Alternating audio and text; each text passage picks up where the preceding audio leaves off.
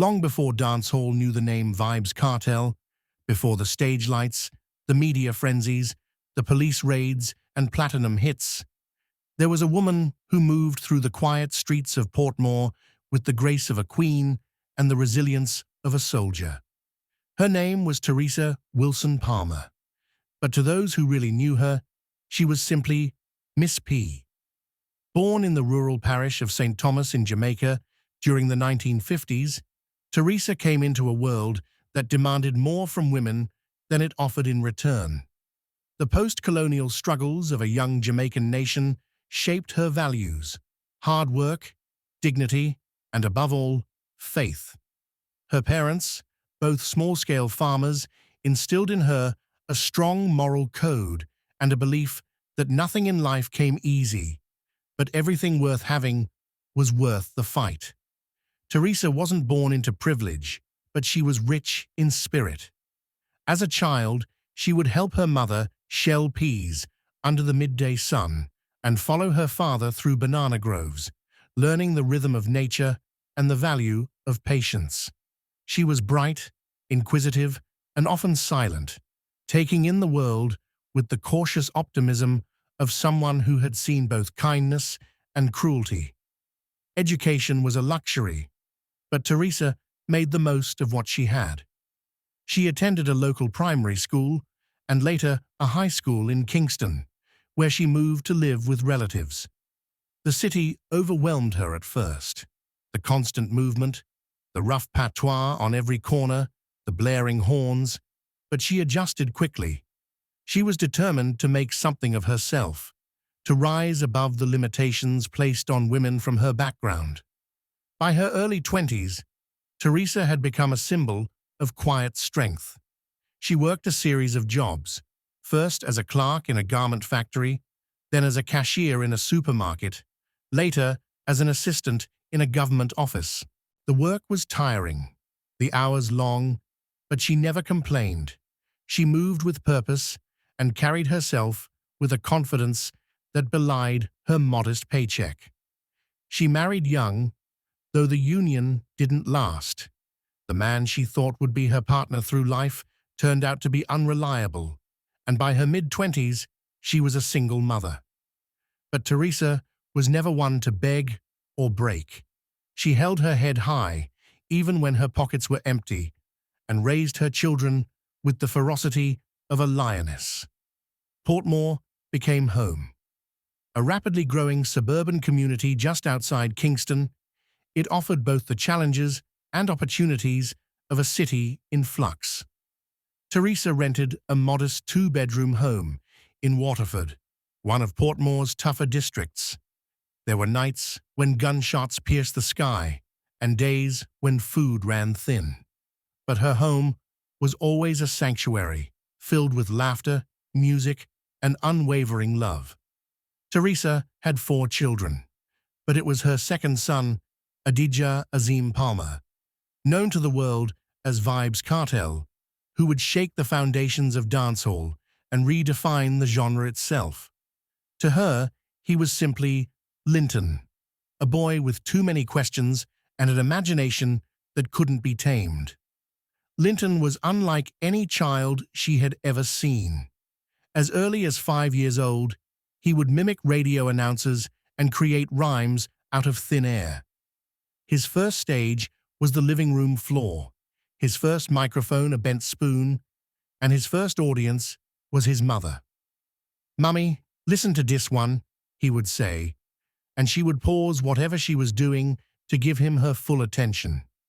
Even when she didn't understand the slang or the references, she recognized brilliance.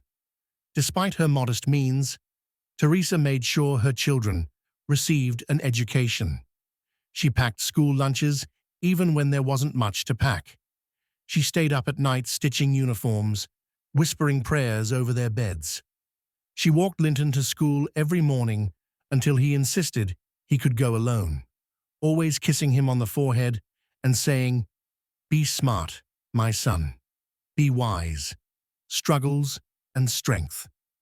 Theresa's life was a constant balancing act between work, motherhood, and the everyday struggles of Jamaican inner-city life, she rarely had time for herself. But she didn't complain. Her joy came from seeing her children thrive.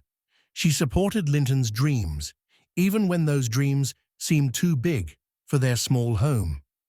When he started recording music, she was skeptical at first. The industry was filled with exploitation, and dancehall in particular was a volatile arena. But when she saw the look in his eyes, the same look her father had when he spoke of tilling the land, she knew he was serious. She stood behind him, even when the world questioned him. "He's not perfect," she would say to those who criticized him, "but he's mine, and God don't make mistakes." The storm of fame. As Vibes Kartel's fame exploded, so too did the scrutiny. The man known for his lyrical genius and raw authenticity became a lightning rod for controversy. His appearance changed, his lyrics grew more aggressive, and his personal life became tabloid fodder. Through it all, Theresa watched from the sidelines, torn between pride and worry. She became a silent warrior, the unspoken foundation of a man the world either loved or hated. She read every article, watched every news report, and prayed through every headline. When he clashed with fellow artists, she reminded him of his roots. When the police raided his home, she was the first to show up, Bible in hand. She never let the glitz blind her. She stayed in the same community, lived in the same house, walked the same streets. People began to call her the Queen of Gaza, a title she wore with humility. The darkest days. In 2011, Theresa's world shattered. Her son was arrested on charges of murder. The news spread like wildfire, and suddenly her home was surrounded by flashing cameras and wagging tongues. She collapsed upon hearing the news, her knees giving way under the weight of a mother's worst fear. But she didn't stay down. Theresa rose as she always did. She attended every court hearing, sat in every room where her son's name was dragged through the mud. When others turned their backs, she leaned in. "I know my son," she said, her voice steady and sure, "and I will live to see him free again." When Kartel was sentenced to life in prison in 2014, many assumed that would be the end of his story. But Theresa knew better. She kept visiting him, bringing him food, family updates, and the same unshakable love she'd always given. Their bond only grew stronger. Behind prison walls, she reminded him of who he was, of the boy who freestyled in the kitchen, the boy who once wrote lyrics in his school books. She kept his name alive, organized prayer circles, talked to lawyers, appeared on radio programs. She became his lifeline, a gift fit for a queen. In 2024, Theresa received an unexpected gift from her incarcerated son, a brand new BMW X1 for her birthday. The story made headlines across the island. Some questioned the gesture, others celebrated it. To Theresa, it wasn't about luxury. It was about recognition.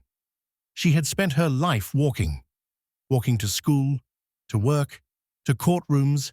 Now she rode like royalty. It was Kartel's way of saying, "Thank you, Mummy, for everything." Redemption and return.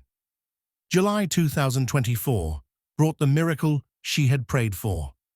Kartel's conviction was overturned due to juror misconduct. After 13 years behind bars, her son was finally free. The reunion was not loud. It didn't need to be. Their hug lasted minutes. No cameras, no interviews, just the silent conversation between a mother and her child. "You're free now, me son," she whispered. "Let them see the fire in you again." The lioness legacy.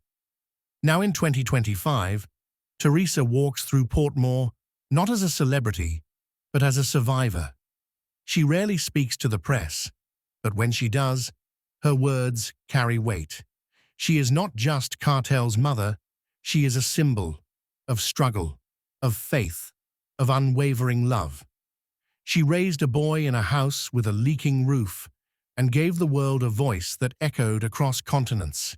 She taught him resilience, she taught him pride, and in doing so, she left an indelible mark, not just on dancehall, but on Jamaica itself.